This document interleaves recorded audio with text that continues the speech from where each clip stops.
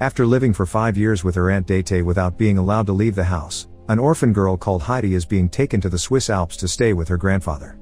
Dete has gotten a job in Frankfurt and can't take Heidi with her, which is why she ignores the neighbors' warnings about Grandpa being antisocial and possibly dangerous. On their way up the mountain, Heidi takes off her boots and dress to run around in her underdress, preferring the freedom of movement to being fashionable. As soon as he sees them arrive, Grandpa Alpol gets angry and kicks them out, saying he doesn't want to take care of the girl. Dete pretends to leave with the child, but in truth, she takes Heidi behind the house and tells her to stay while she runs away.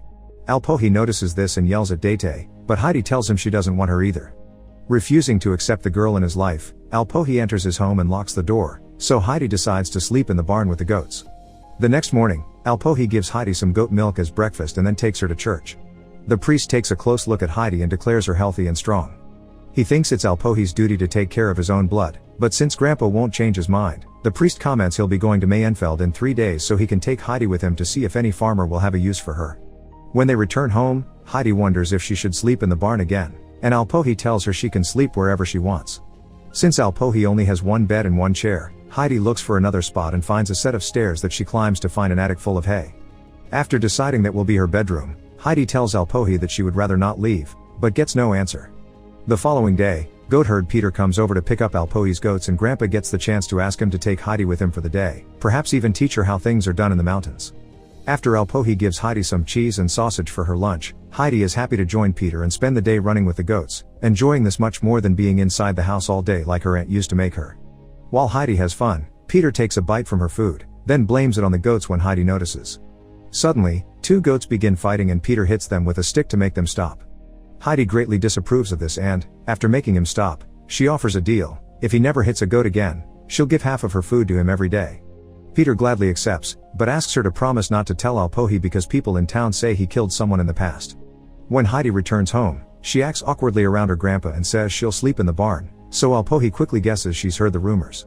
He asks Heidi what she trusts more, rumors, or her own eyes and ears. Heidi chooses her own judgment and hugs Alpohi before going to sleep in the attic. The next day, while Heidi continues to have fun and bond with Peter, Alpohi does some carpentry to show his granddaughter how touched he is by her affection. When Heidi comes home, she's surprised to find a second chair at the table and some fantastic news: Alpohi will allow her to stay for good. Weeks pass and Heidi has fun with Peter every day. She even cuts her hair to be more comfortable. One day, Peter tells her he won't be coming for a few months because he'll be going to school, so they'll see each other again in the spring, but she should come by his house to visit him sometime. Heidi wants to go to school too, and whenever they go to town, the neighbors also remind Alpohi that a kid needs education and friends. Alpohi refuses though, explaining Heidi won't be able to come down the mountain to attend school when winter comes.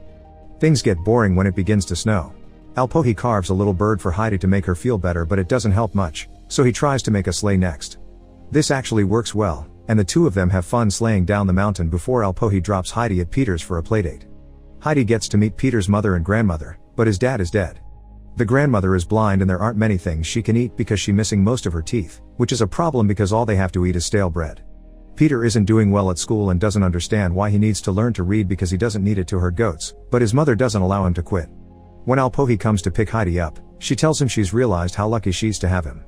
Years pass and Heidi lives a peaceful happy life with her grandpa. One day, Dete comes back saying she's found a nice place for Heidi with her employers, which would allow her to make friends and go to school.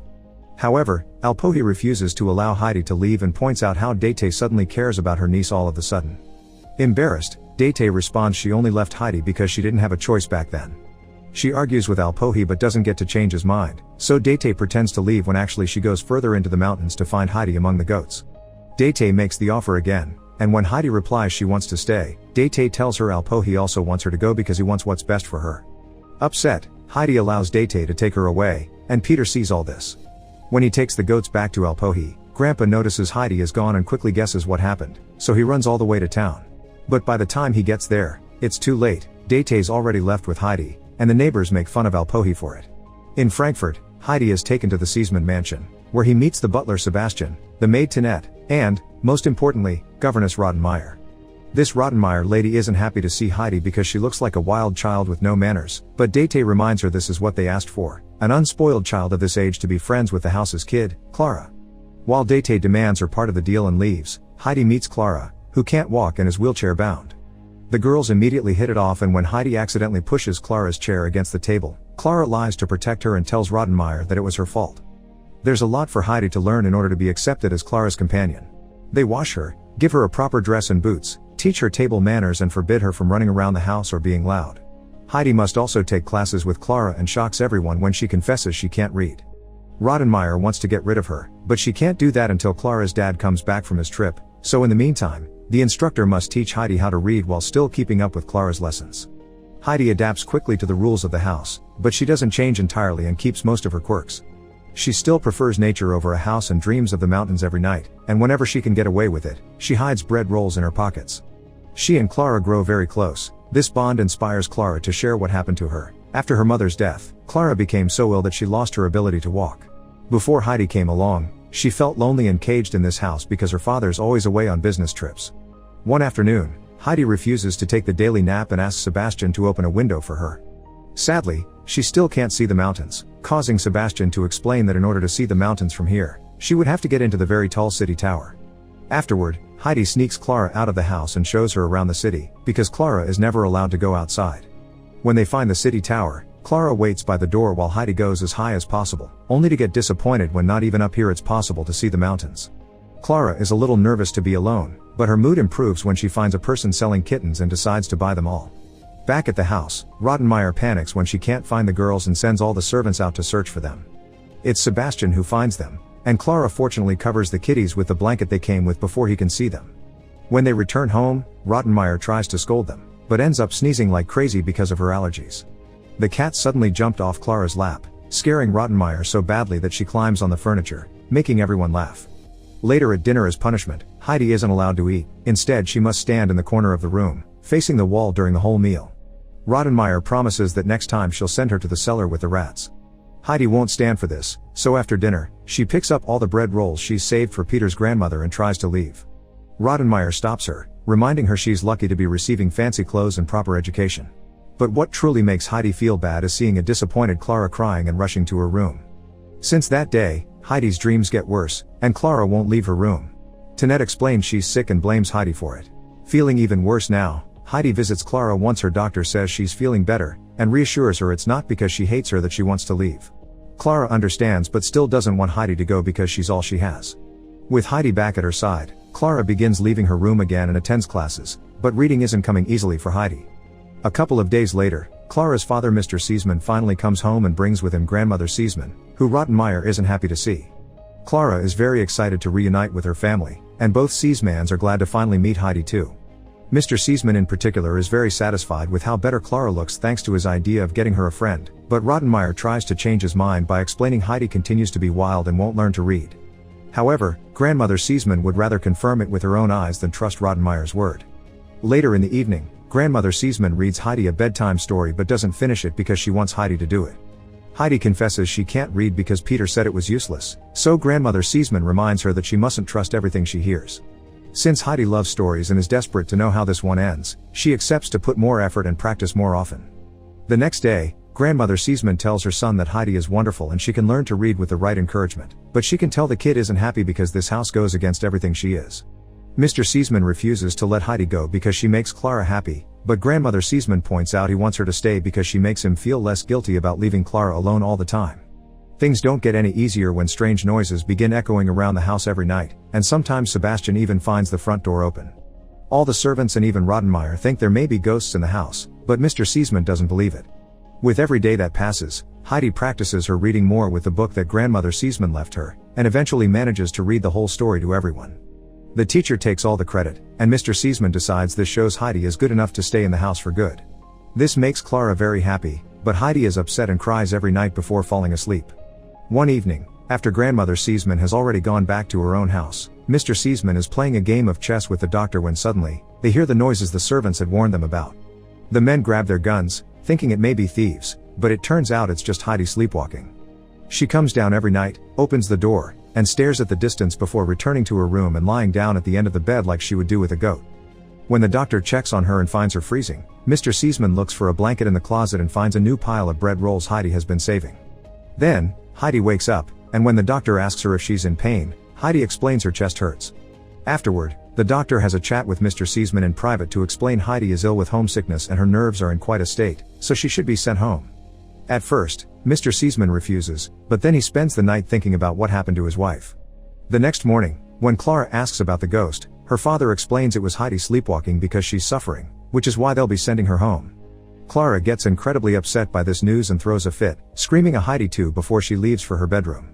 Heidi is happy to hear she'll go back to Alpohi, but she still worries about Clara and tries to talk to her, yet Clara won't open the door. When the time comes for Heidi to leave, the servants prepare a basket full of bread rolls and other foods she can take to the mountains. Heidi hands Mr. Seesman her wooden bird to be given to Clara and makes him promise she'll visit her one day. After Heidi is gone, Rottenmeier points out they'll finally have peace again, but karma soon proves her wrong. There's still a kitten around the house. As Rottenmeier panics, Tinette picks the kitten up and decides to name it Heidi. As soon as she arrives back in town, the first thing Heidi does is take off her boots and reunite with Peter. She stops by his house to say hi and drop off the food, then she runs up the mountain and, after ditching her fancy dress, she finally reunites with her beloved grandfather. Heidi easily returns to her old routine and spends her days running through the mountains while herding the goats with Peter, but there still are a few changes.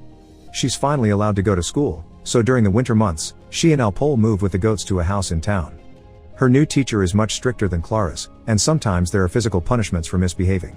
Her class laughs at her when she confesses she wants to be a writer when she grows up, but at least she does well in her studies, unlike Peter, who still has trouble reading even when Heidi tries to help him. All the interesting things that happen, Heidi puts on letters for Clara, also saying she misses her a lot and that she should visit. When the letter reaches Clara, it makes her feel bad because she didn't even say goodbye, so Grandmother Seesman gathers a bunch of servants and together they take Clara up the mountain. While the girls reunite with glee, Grandmother Seesman has a drink with Alpol and asks him if Clara could stay for a few days, offering to pay a fee. Alpol is glad to accept but turns down the money, saying Clara is a guest. Now it's Heidi's turn to teach her friend about life in the mountains. Clara begins to wear only her underdress and eat without cluttery. She also gets to pet the goats, sleep on hay and see a shooting star. Both girls are spending all their time together and that makes Peter extremely jealous. He refuses to join their activities when Heidi invites him and he goes herding on his own, because Clara can't go up there in her wheelchair and Heidi wants to stay with her. One morning, Peter arrives before the girls are up and finds the wheelchair outside the house. His jealousy kicks in and causes him to push the chair off a cliff before he runs away with the goats. As soon as the family notices the chair is gone, Alpol guesses who did it, so he carries Clara on his back, and together with Heidi, they follow the usual goat herding path. Now Clara can finally experience the rest of the mountains while Alpol scolds Peter for his actions and makes him watch over the girls for the rest of the day. Clara loves the beautiful view, the flowers, and the cute little butterfly that comes to rest on her foot. When the butterfly flies away, Clara is desperate to make it stay and tries to catch it, shocking everyone by suddenly standing up. Walking is still hard for her though, so she spends the next few days practicing with the help of Heidi and Peter, who has changed his mind about her after seeing the miracle. When Grandmother Seesman comes to pick up Clara sometime later, her son is with her and keeps angrily yelling because he dislikes the idea of his poor sick girl having been brought here. However, he changes his mind pretty quickly when Clara approaches them using her own feet. After sharing hugs and tears, Grandmother Seesman gives Heidi a notebook and a pen so she can start writing stories, reminding her to ignore her classmates' mean comments because everyone should do what makes them happy. After saying goodbye to Clara with a tight hug, Heidi returns to her daily routine with Peter, but from now on, she takes her notebook with her so she can write a little every day. Make sure to subscribe and turn on notifications so you can watch more videos like this. Thanks for watching.